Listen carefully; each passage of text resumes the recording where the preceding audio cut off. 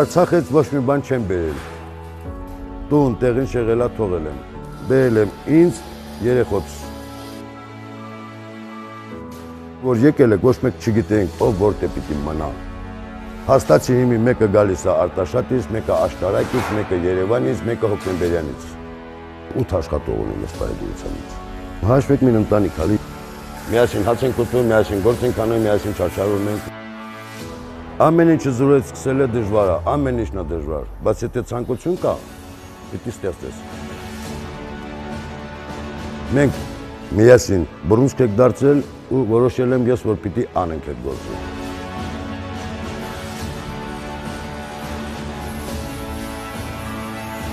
Մի հատ գործիք, մի հատ աշխատատեղ է։